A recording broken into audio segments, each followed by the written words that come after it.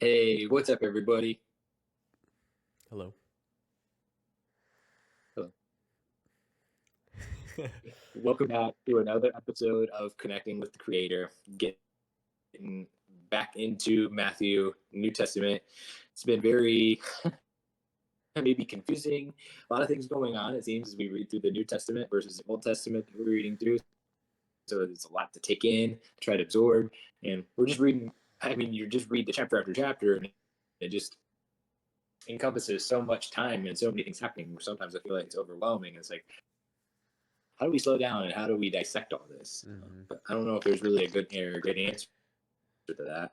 But one thing I was thinking about asking you, Jake, is we go into this. We've been doing this part of the podcast for a few months now, and just wanted to get your input on like, has your life changed? How impactful has it been? What have your thoughts been about this?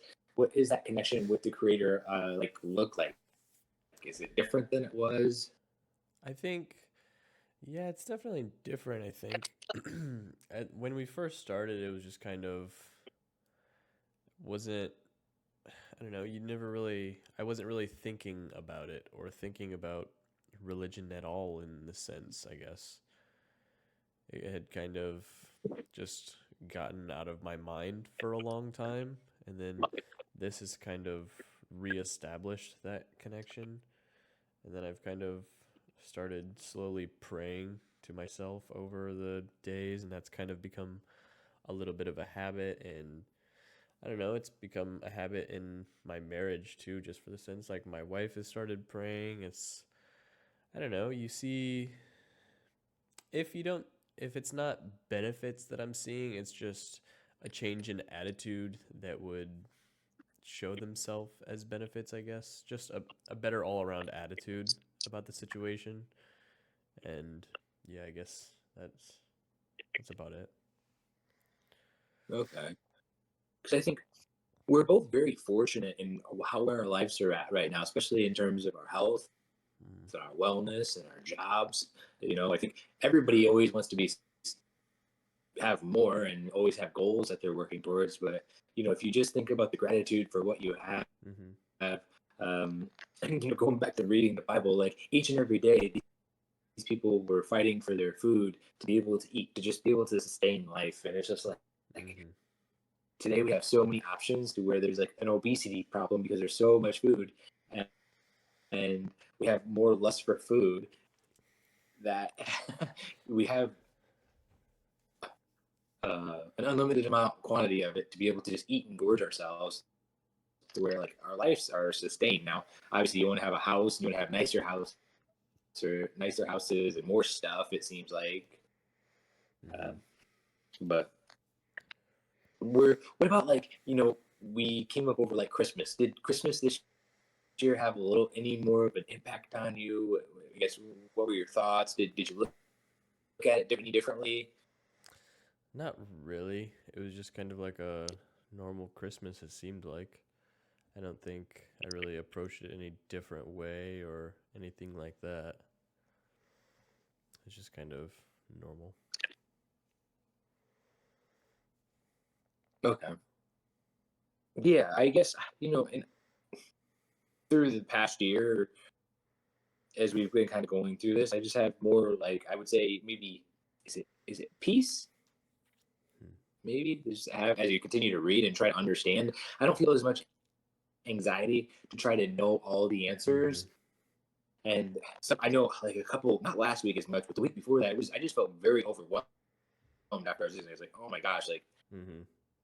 I don't feel like that was a very good podcast episode because I was so confused and I was just had so many questions. It felt like just so overwhelming. Where I was like, I just like probably confused a bunch of people. But in the mm-hmm. end, it was like a lot of these things are confusing to me today as I've went through a religious different types of religious systems, and I just want the answers of truth and stuff. And Mm-hmm. so I guess for me, it's just a feeling of being able to just understand that I'm probably not going to know everything, but it's that constant grind of trying to learn and learn and learn, and Mm-hmm. to be okay with not understanding and comprehending everything, but allowing to continue to read and trying to understand the best of my ability. I spend a lot of time on YouTube trying to reach out different people who have different types of views and those types of things to help me Hmm. understand. But Yeah. yeah, all right. So let's get into chapter 13 today and see what it has to offer. That same day, Yeshua went out of the house and sat down by the lake. But such a large crowd gathered around him that he got into a boat and sat there while the crowd stood on the shore. He told them many things in parables. A farmer went out to show his seed, to sow his seed. As he sowed, some seed fell alongside the path, and the birds came up and ate it. Other seed fell on the rocky patches where there was not much soil. It sprouted quickly because the soil was shallow. But when the sun had risen, the young plants were scorched, and since their roots were not deep, they dried up. Other seed fell among thorns, which grew up and choked the plants. But others fell into rich soil and produced grain, 100 or 60 or 30 times as much as had been sown.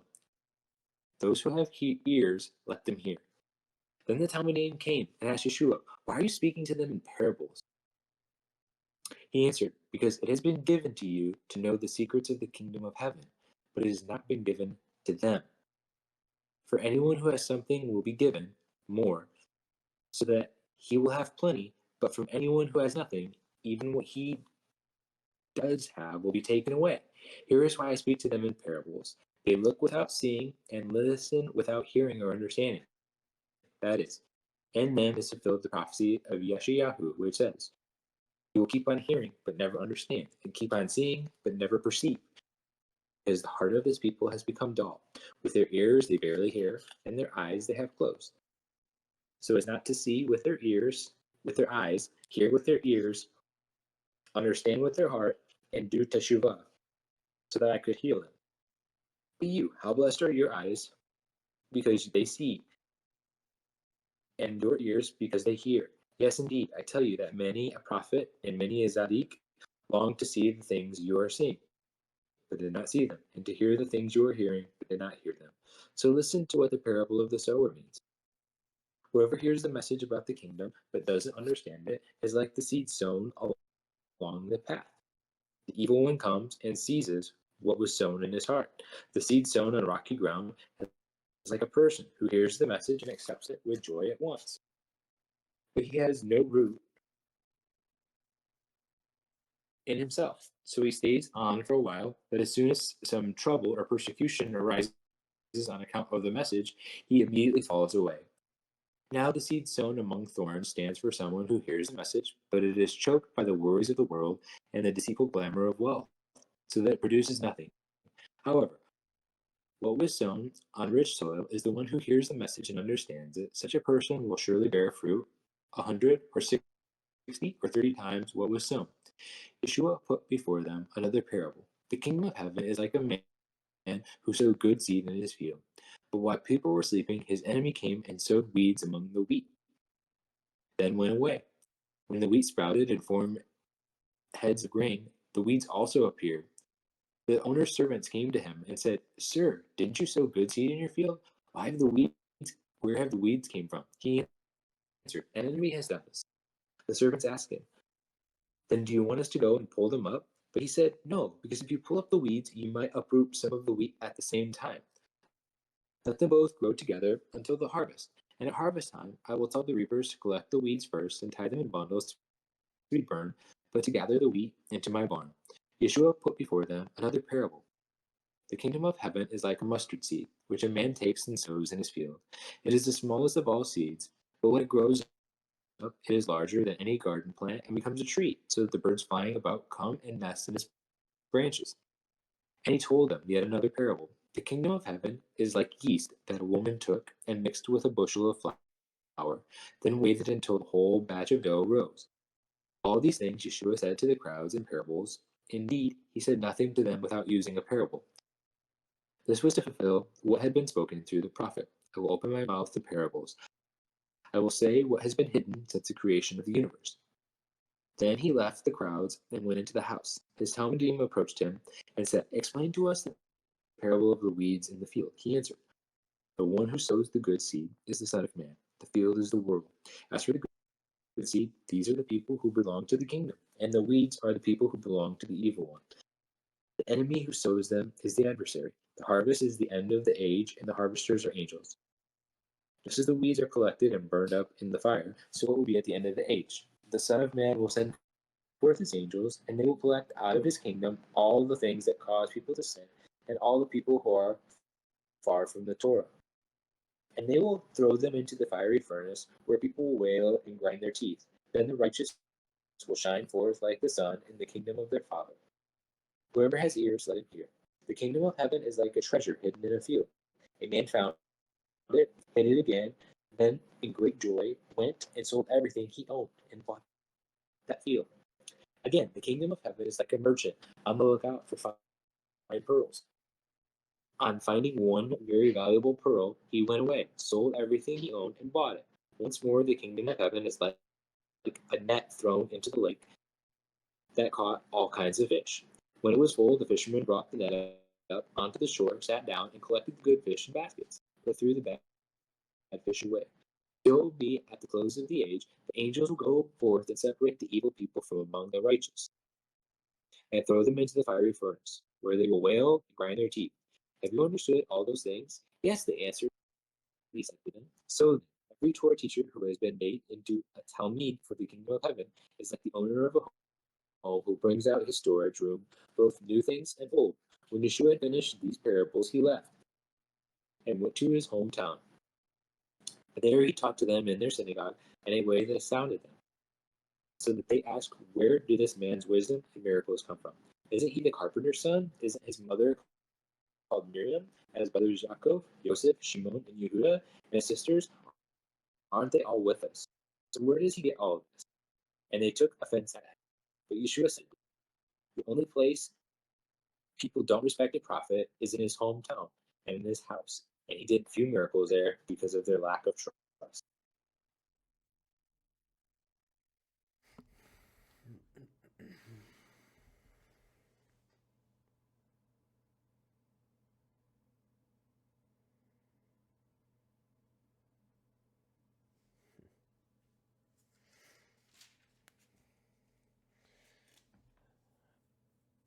Do you have any thoughts on any of that? At the towards the beginning of the chapter, when it was asking basically the same question of that we had of either last week or 2 weeks ago, it's like, okay, well, why does he speak in parables? Like, why can't he just be straight up and just say what he means? And it just goes into this. You will be ever hearing but never understanding, and those that are seeing still don't they those that are looking still don't see, and stuff like that. And it's just, I guess that just confused me even more as to why. I guess I don't understand. Especially in the same chapter, it talks about those who have much, more will be given. Mm-hmm. And those who don't have, I guess, less will be given. I forget the exact word and terminology, but. And then essentially the same with the seed among the thorns stands for someone who hears the message, but it is choked by the worries of the world and the deceit for glamour of wealth, so it produces nothing. So, I mean, I can comprehend that, where people are dealing with the worries of the world, finances, trying to provide for their family, maybe trying to impress others. And so, but when it says it produces nothing, is it talking about people who just maybe they have those struggles, but they're not sticking to the values, so they remove themselves from their value system and they're just willing to do anything to chase after the things of this world? I guess, is that what it's talking about?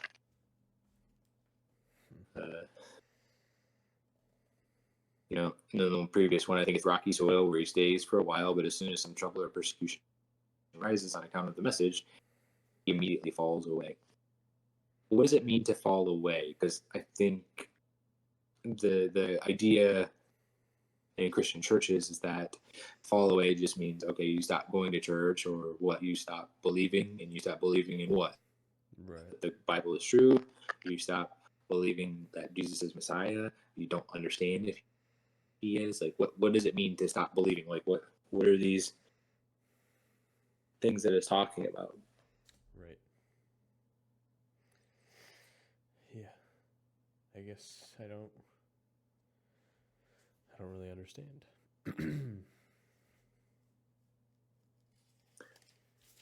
Let's see.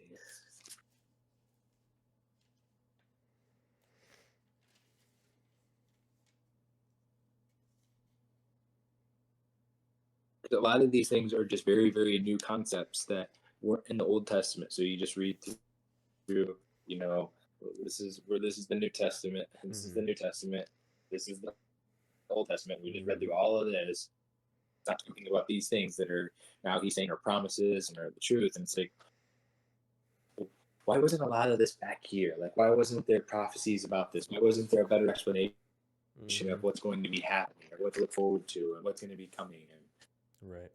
for clarity's sake, like, yeah.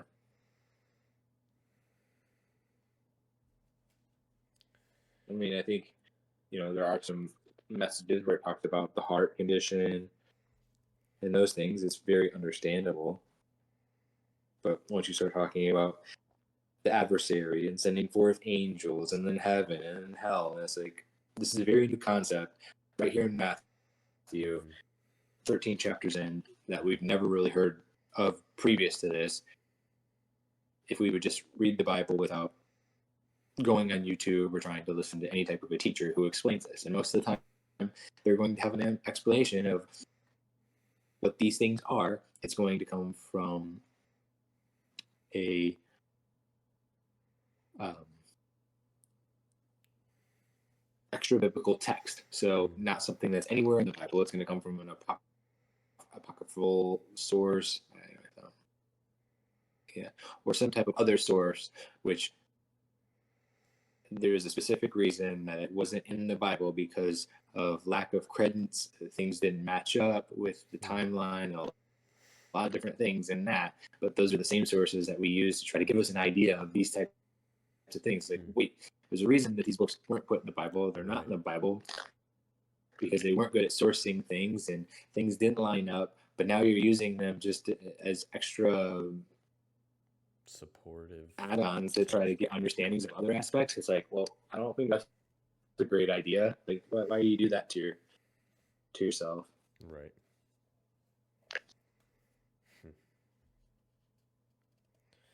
Just adds a little bit more confusion to everything.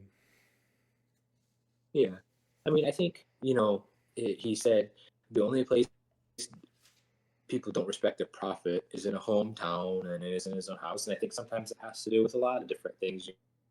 Someone who's very intelligent about something, or Mm-hmm. as you grow, you learn, you become something. Whether it's in your family or wherever. If you're around a group of people, they know where you've came from, right? So That's true. sometimes it can be really difficult to see how special someone is, or how much they've changed when we're blinded by their previous actions or maybe how they treated us or Mm-hmm. who they were, and we realize that they were human. Like, we actually get to see that. Whereas maybe like me and you seeing Shohei Otani play is like, wow, it's absolutely amazing. But maybe in his hometown when he just was growing up and people got to be a part of that, it wasn't as incredible to them because they got to see it every single day, Mm-hmm. and it was just normal. It was normalized, or Mm-hmm. Michael Jordan or something like that. Right. I have to assume those things are still incredible, but Right. yeah. Yeah, that makes sense. Do you need to go on to chapter 14? Yeah, go ahead. Okay. At that time, Herod the Tetrarch heard the reports about Jesus, and he said to his attendants, "This is John the Baptist. He has risen from the dead.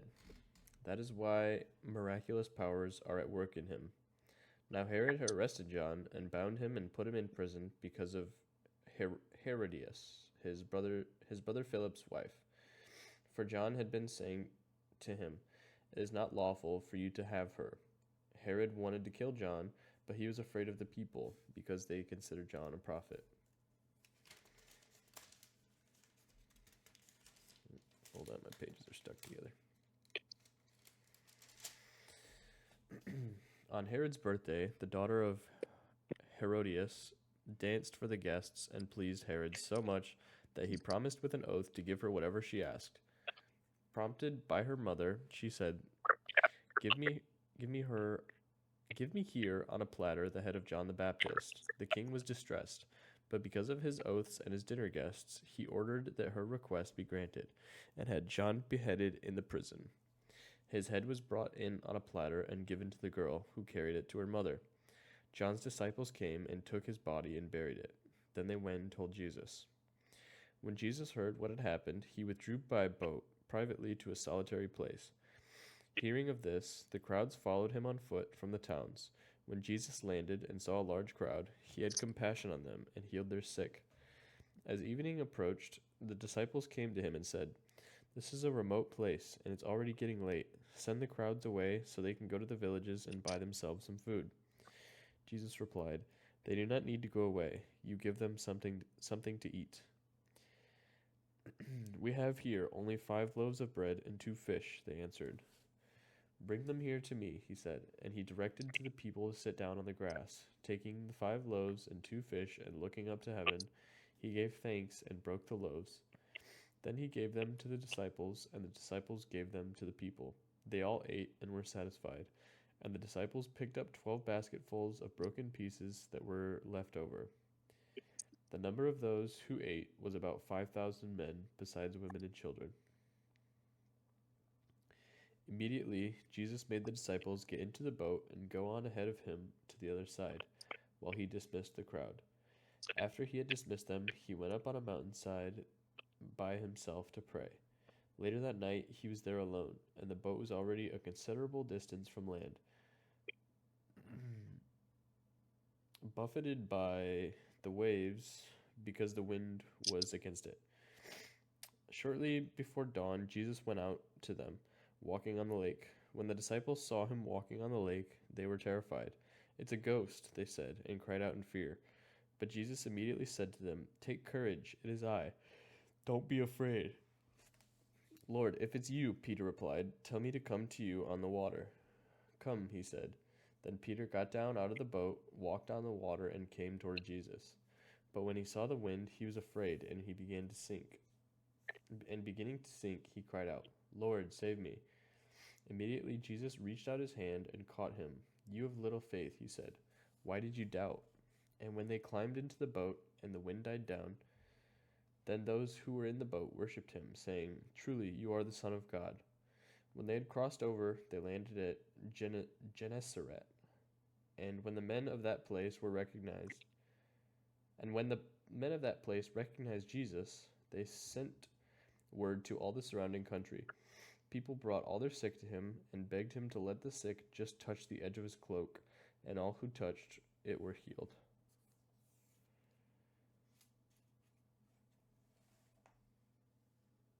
I would say this is a very big struggle that I currently have in today's day and age for trying to have a standard or some type of value system, because whenever you come to these types of verses and somebody's doing something miraculous that we can't see in nature, that it isn't based on science, where someone can walk on water, it's just not something that's physically possible. It's not physically possible for a virgin to give birth and those types of things. It's like, okay, that can't be done.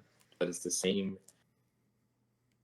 type of idea where there's, you know, different types of things going on in this world today that can't physically be done, but conservative movements and people are saying like that's not acceptable.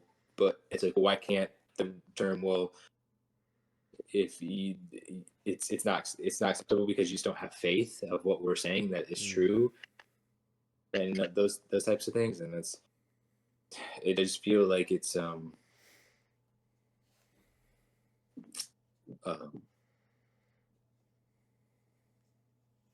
hypocritical to try to have, those types of statements Right. when it comes to science-backed evidence. And then the one thing that just blows my mind here is to realize like how much power that Herod had to where if he has a party and he tells someone he's going to do something, and he has these guests there that he's just like he can go and bring someone out and just kill them, like right, Mm-hmm. like that's what they would do, Right.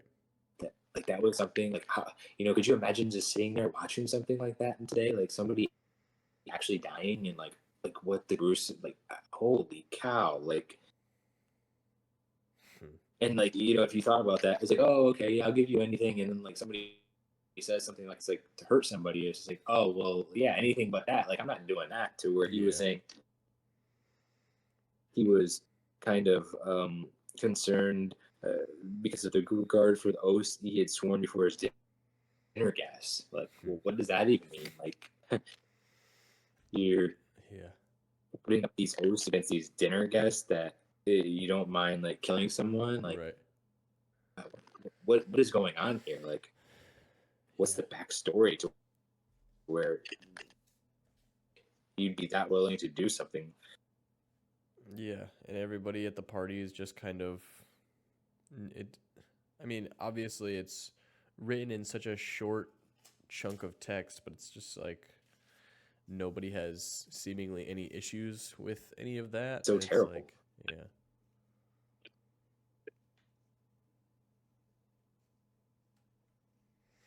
Right, which I mean they very well could have. It's just a lot. Like there's a lot covered in that story. Just one little chapter right there. It's like, what about this? What about this? Like there's so many questions Right.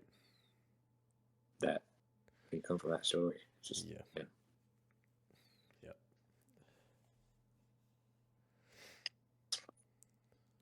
That's all my input for chapter 14.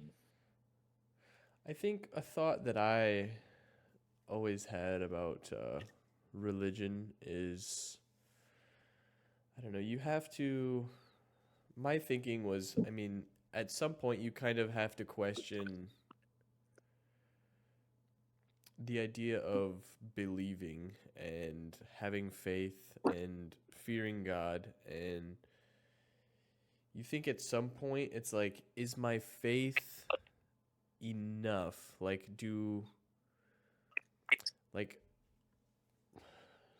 how do I word this? Like uh, with Peter getting out of the boat, and it's like he has enough faith to get out of the boat, but then when the wind starts to kick up, then he loses faith, and hmm, it's like for almost religion, it's like you have to put your faith to the test almost to see if it's what you truly believe because everybody at surface level can say, "Oh yeah, that's what I believe," but until it's actually put to the test, I guess you don't truly know. But faith in what? I guess like what it was faith that he was going to step out of the boat and he wasn't going to Right. sink. Like he was going to walk on water, which is something that's physically not able to do. Because as we'll go future, like into another story where Jesus claims to go up into the wilderness for 40 days and 40 nights, and the devil tempts him to do things that would essentially be miraculous things. And he says, no, I'm not going to test the Lord my God. And it's just like, well, how is that any different? It's a Right. miraculous thing you could do. Uh, so your faith here is powerful enough to not need to do these miracles. But back there, it's like faith isn't enough for someone else to be able to receive, Yeah. believing that they could do something like that. Like how what the heck? I don't get that. Like what does this faith look like? Faith in what? Right. Yeah, I guess I don't know. Like isn't it enough to have faith in a God and in the creator where like you can't tell me that if I just had enough faith that I could do physically anything, like Right. that I could go out towards the Atlantic and I could start walking on water. Like what type of faith is that? Right. What's the point of me being able to walk on water? Like is it it's a much different faith than having the faith to believe that God is watching over me and that if I continue to work hard, then I'll be able to provide for myself and have my needs met. But then again, there's free will. So Mm-hmm. no matter how strong of a faith we have, like at the click of a finger, like we could all die. Like what Mm-hmm. about John's faith? Like John had faith in God, his head was served on a platter. Like, Hmm. what do you mean? Like the faith in what? Like, to what? Yeah. I don't know. That boggles my mind Hmm. because I do believe that there has to be some type of foundation, has to be some type of value system to be able to have a belief in a creator. Like this, I don't believe this existence came from nothing. But it's like, what what amount of faith do we put our trust in, and what types of things do we have? Are we supposed to have faith in? Hmm. That's a good point.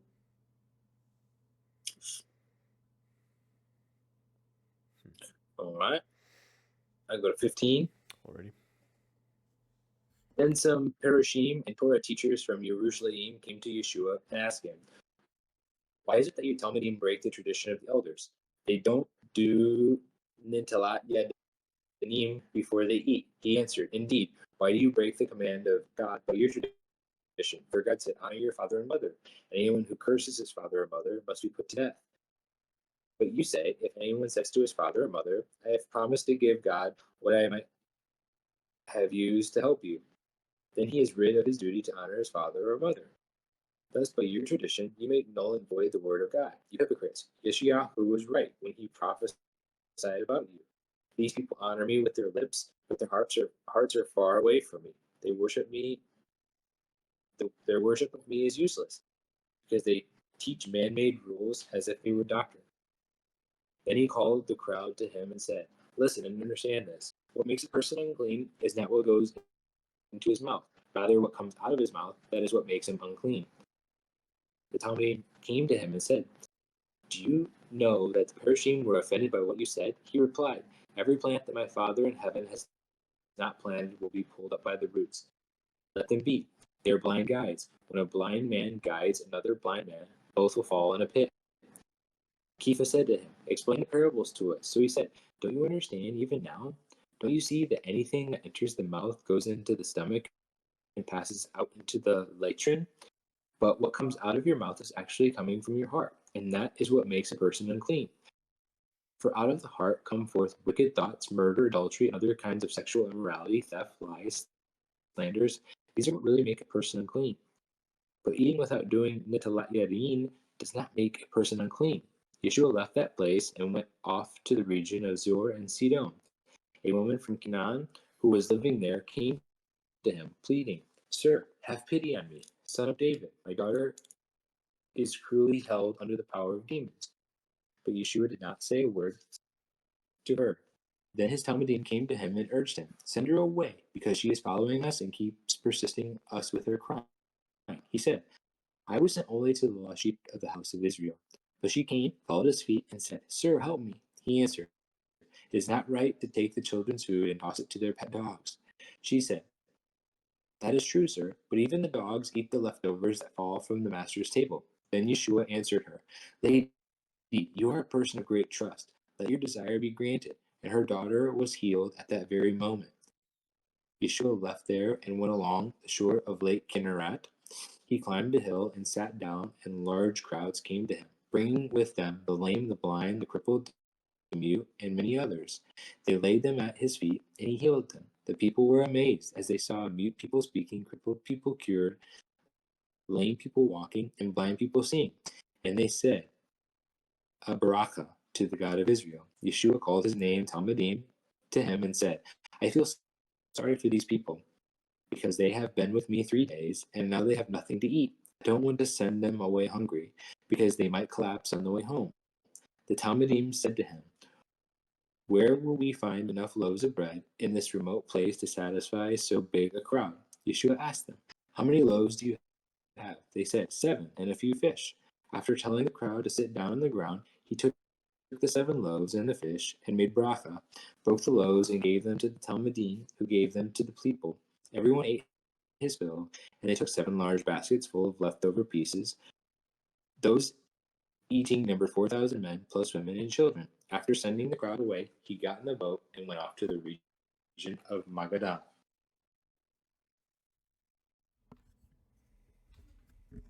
So this is a chapter that is usually used for those people to say that the unclean foods in the Old Testament, eating shellfish, eating things that don't chew their cud or have cloven hooves, um, are clean to eat. They're okay to eat.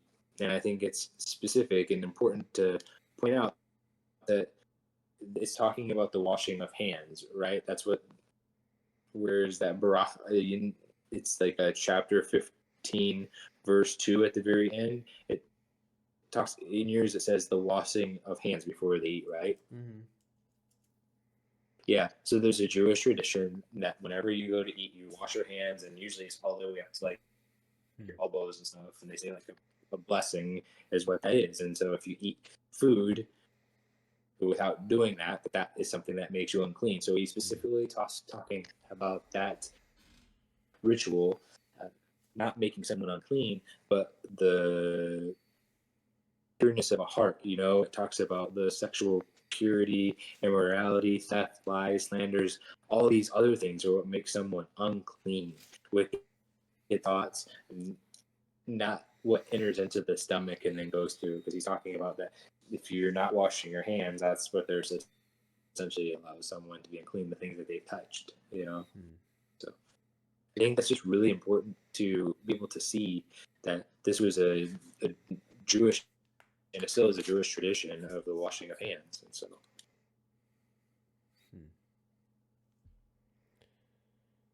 So you were saying like instead of you were saying like without washing your hands, it's people trying to say that like eating shellfish and all of these Old Testament things was okay, or yes, basically because of the verse where it says,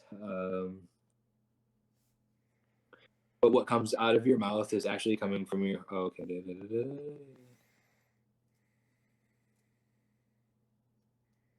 I don't know. There was a part here that talked about what enters the stomach, right? So, what makes a person unclean is not what goes into his mouth, rather what comes out of his mouth. So, what goes into your mouth, essentially, they're using that as a theory to say, oh, well, you can eat anything. So, like anything in the Bible that previously in the Old Testament, because the shellfish and pork and those things, those were considered unclean. And so it's essentially saying, see, right here, Jesus is saying that those things don't matter. And it's like, no, he's not talking about that. He's talking about previously, if you go to chapter 15, verse 2, he's talking about the washing of hands. And in that specific role, he's not saying that these foods that God made unclean were clean. So, and that's where it gets a little bit twisted oftentimes. right? Yeah, just because you wash your hands doesn't mean you can eat whatever you want and completely abandon all past laws. Right. And he's not, what he's not saying is that even if you don't wash your hand, it doesn't mean that like unclean foods, like, yeah, like drinking gasoline and those types of things. I'm not saying that it has to do with health or anything like that, but it essentially has to do with making someone unclean. Right.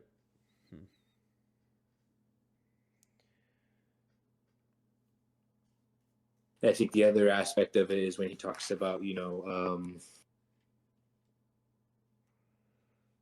it's not right to take the children's food and toss it to their pet dogs, And it's just like, well, why would you say something like that? I thought you came to like help everybody. It's like, well, why are you segmenting people out like that? It's just very strange to hear him say those types of things.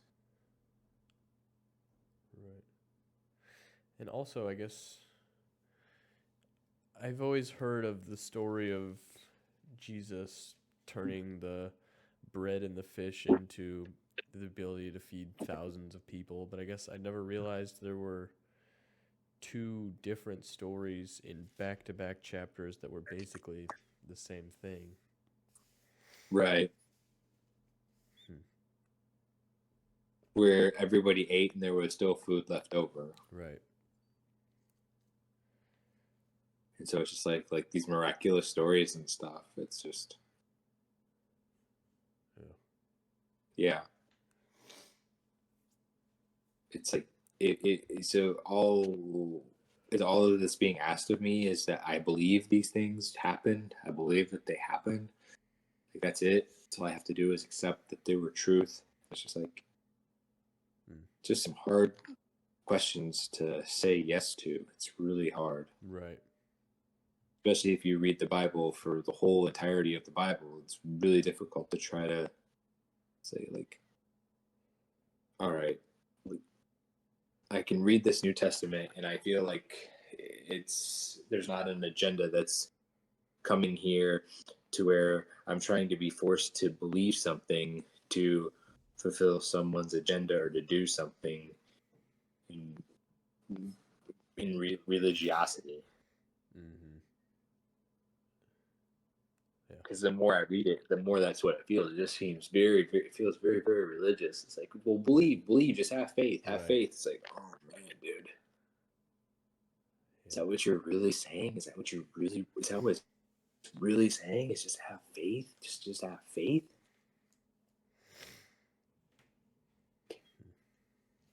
Where's the practicality in that? Where's the, yeah? Yeah.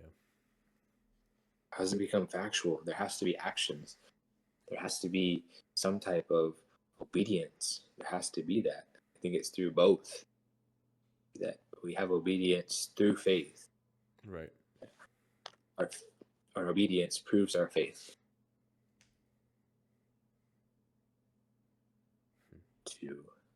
To when tough times come, to not go out and just pretend like there's no laws and do whatever we want. Like, Yeah. Yeah, the whole idea of just having faith and that's enough. I mean, we talked about it the last couple weeks, but it's like that just opens the door for basically not I believe so I can do whatever I want, but it's like it brings up like similar ideas. It's like I don't know, makes you feel like you can't really do anything wrong, or if you do whatever, if you do something wrong, it doesn't matter as much because you still have faith and you still know that you're going to be forgiven no matter what, I guess. right. And whenever it comes to a relationship or having more closeness in a relationship, like let's take you and your wife, right? So like you can tell her you love her as much as you want, but Mm-hmm. your actions have to prove that. Like the way that you carry about your life, the things that you do on a daily basis, and how you treat her, and the way that you respect her and show her trust and honest and those types of things, they prove that love. Mm-hmm. It's not just by saying, "Oh, like Jake, like if you have enough love, like that's all I need. I just Right. need you to love me." And like, well, what does that mean? And how do we do that? Like this Mm-hmm. faith, it's a very close emotion that you have to be able to prove it with your actions and by doing things. And I don't think that trying to walk on water is a good example of how someone has faith. I just don't. Yeah. I don't see how that applies. Like that I didn't have faith that I would be able to walk on water doesn't show that I don't have faith in God or Mm-hmm. in Jesus just as much that, uh, like, I mean, I don't even know what an example of is with your wife, but because it would be a miraculous example, which Mm-hmm. nobody would ever expect that. Right.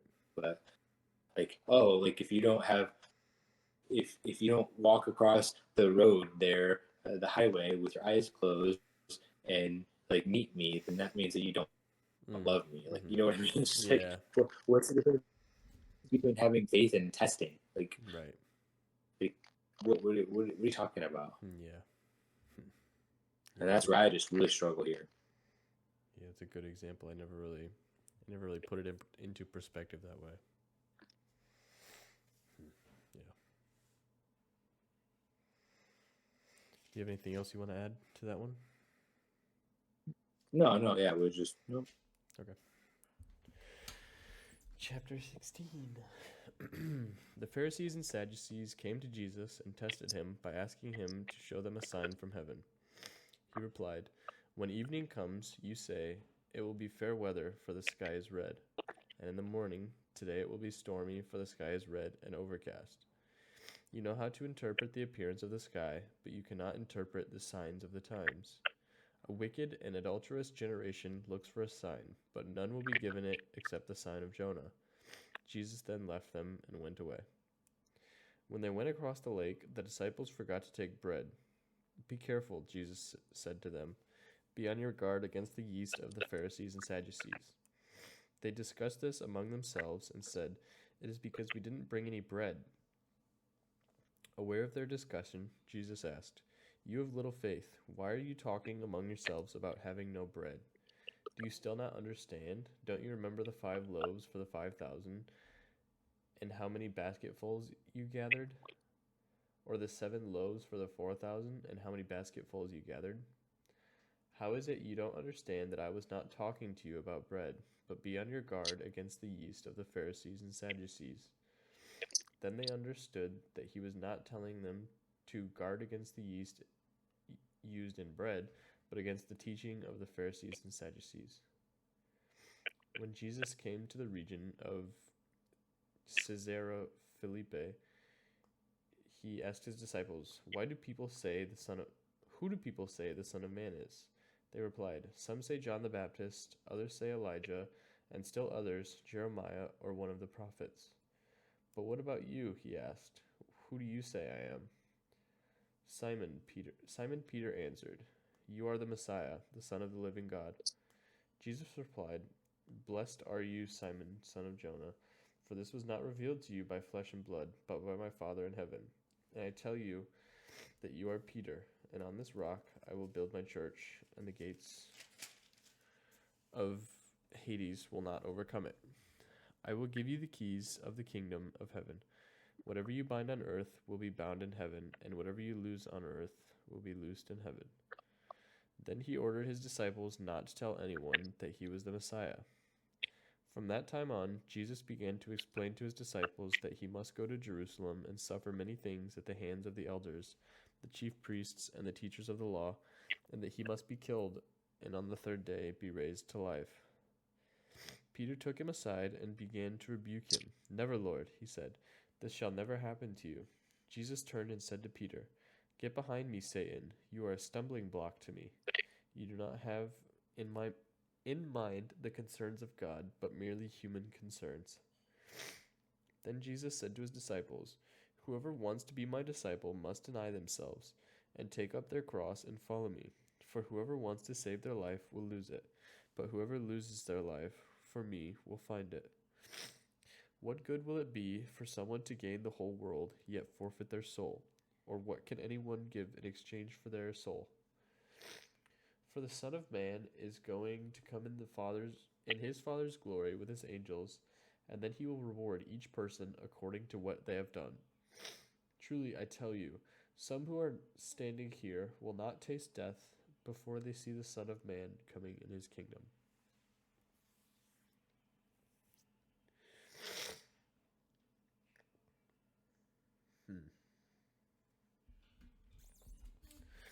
One of the parts that really stuck out to me was when he was talking to Peter and saying, I will give you the keys of the kingdom of heaven. Whatever you bind on earth will be bound on heaven, and whatever you loose on earth will be loosed in heaven. And it's just kind of like, my whole idea was, it wasn't about taking things from earth into heaven, or the idea of heaven. It's, I don't know, that idea kind of confused me there. Yeah, and I think that's a valid statement, because it's like the whole goal isn't to set up treasures in heaven, right? Right. Like that's a term that's being used, and so it's like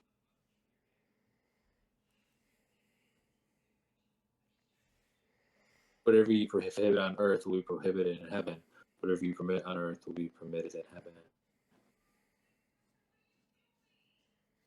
I don't understand. Like, so you're telling me that whatever the standard you set on earth will be a standard you set in heaven? Yeah. And well, why would that be different if we all have fleshly bodies? And we're human and we're sinners. Like, why would those things be allowed in heaven Right.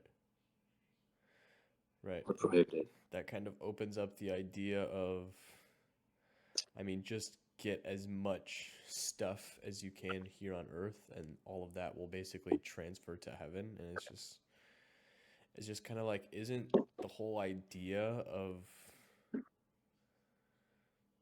this to try just kind of not really care about material things? It's more so influencing people's lives and doing the most amount of good that you can. But here it kind of seems like, I don't know, it just kind of seems like get as much stuff as you can and basically you will reap the benefits in heaven. Well, I don't think that this is talking about material things. Um, I think it's more probably talking about some application to the Bible, like whatever gets prohibited here on earth. And I think some, it could have to do with like the hand washing things or specific laws Hmm. that they were dealing with at that point in time. I don't think it has to do with material possessions. I don't think it's super clear in that. Hmm. But whatever you prohibit here on earth will be prohibited in heaven. And whatever you permit on earth will be permitted in heaven. I think it was a few chapters ago that we read tonight, and kind of forgot to bring it up, where it was talking about the weeds and those things being, kind of placed in the earth. And it's like, well, if everybody has free will, like, why are these just evil things being put here in earth just to die? Like, Hmm. it doesn't seem like they have free will. It doesn't seem like these weeds or the thorns or Hmm. whatever. It would seem like they're not going to change, but I'm just allowing them to be here so they can inherit hell. And it's just like, well, Hmm. that just doesn't seem to make much sense, because it seems like Yeah. there's an opportunity for everybody to change. And if there's not, if what was the reason for Jesus to come and have him to try to have people repent and change? Like, it can't be one way or the other. But it seems like there's some people that are so stuck in one way, or that were created in that one way where they have absolutely no free will to change. Like, Hmm. I think it's a super great explanation Right. of what it is, or maybe I don't have a great understanding of it, but it just seems very peculiar in that aspect, I guess. Hmm. You know what I'm talking about? Yeah, I do. I was trying to wrap my head around that too, kind of. Yeah. Huh.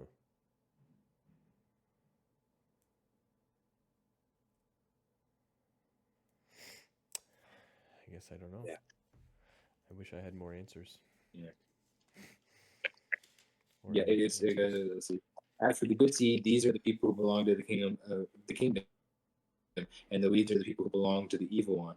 The enemy who sows them is the adversary. The harvest is the end of the age, and the harvesters are angels. Just as the weeds are collected and burned up in the fire, so will be at the end of the age. Hmm. Like, the Son of Man will send forth his angels, and they will collect out of his kingdom all the things that cause people to sin, and all the people who are far from Torah. And they will throw them into the fiery furnace, where people will wail and grind their teeth. Hmm.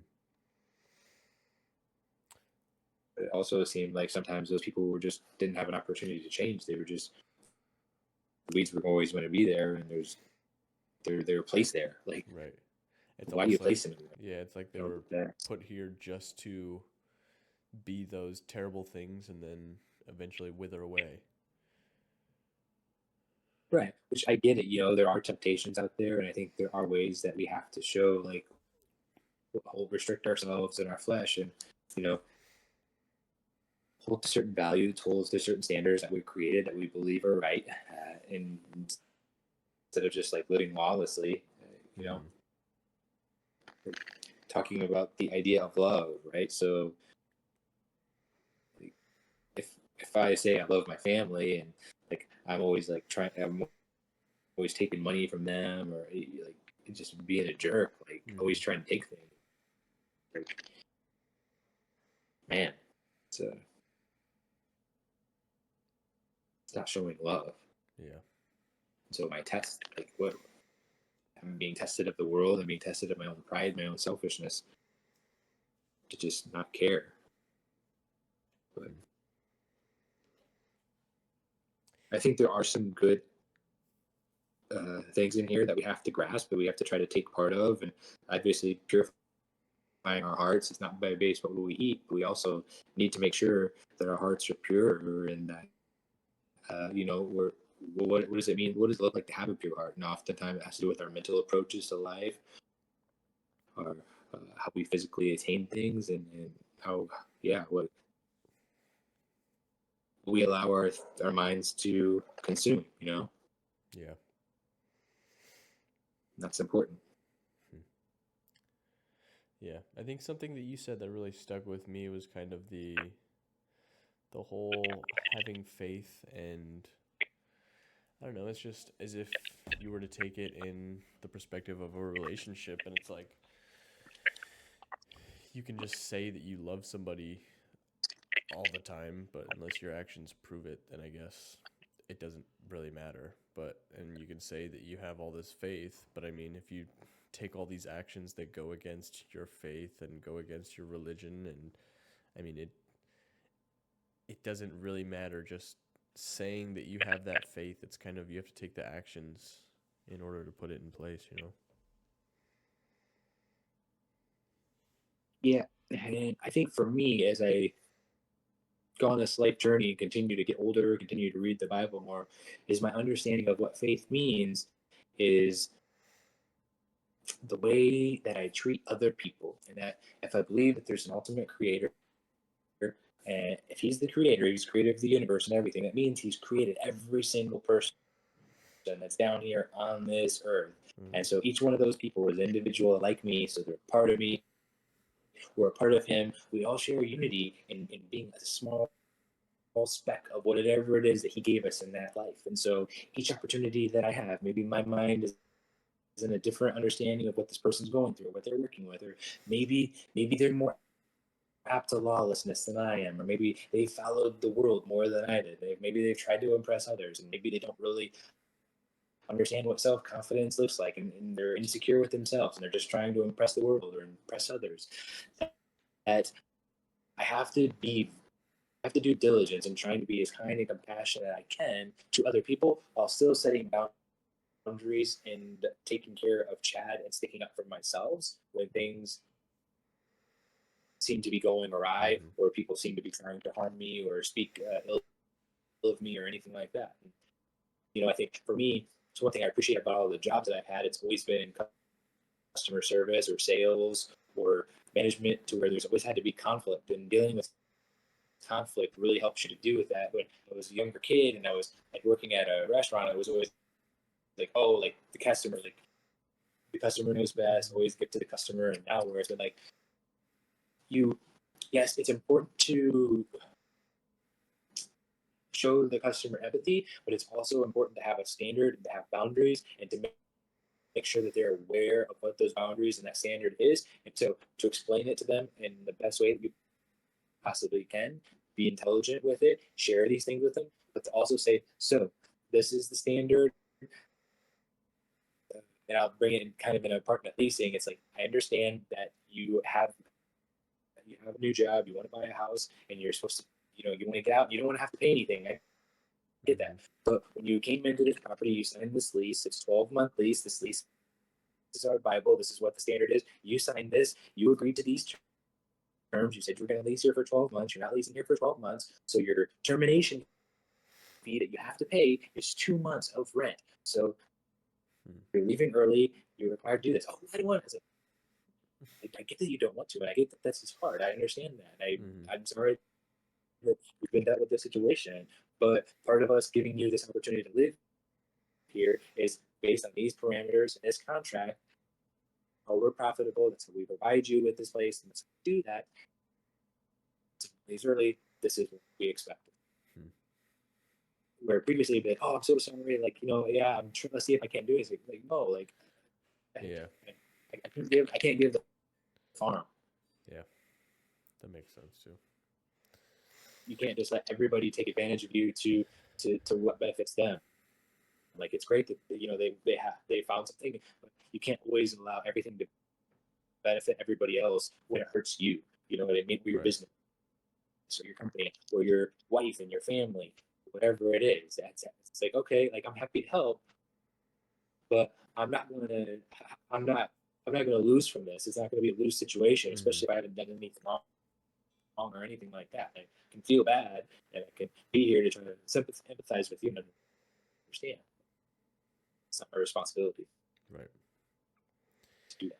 So for me, I guess going back to it is that's what faith is to me. Is that trying to be able to connect and understand people and show them that, and doing it in a kind and compassionate and loving way. Yeah. It doesn't have to be yelling or anything like that. You but you can still set a standard and do it to where you show, hey, Yeah. I care. Makes perfect sense to me. Yeah.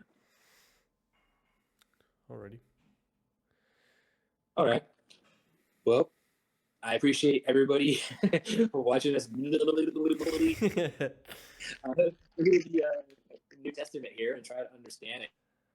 I think my heart is really to be able to understand and to come to a realization of who Jesus is and what it is, and to draw closer to the Creator and figuring out what that means. It's a strong desire that I have. But I think the world's changing. I think people are going closer to trying to figure out what standards are, what's important in life, and trying to figure those things out. So it's encouraging to see that from the approach as we all just try to figure out what this life means and figure out what the best way for our journeys to go forward to until we go back into the ground where we were created, right? Right. Yeah, and just to take it kind of one day at a time and not get too overwhelmed with it, and yeah, just work on progressing slowly but surely. Yeah. And to be present and just let it set. Let it set. Mm-hmm. Let it set. When you learn something, let it set. Evaluate it, let it set, and just Mm-hmm. breathe and not be so worried about what everybody thinks or trying to please people, because that's what I that's been a huge struggle for me. And I'm just finally working on having that self-confidence to try to just be happy with who Chad is and accepting of myself and just accepting myself. And that's hard, dude. Yeah. Yeah. That's not easy.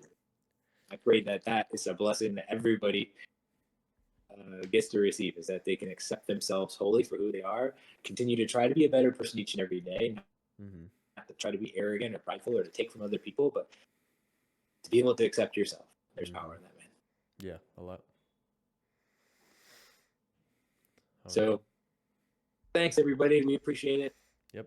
All you viewers out there, 1, 2, 0. Who knows what it'll be this week? But thank you. Yep. See you guys later.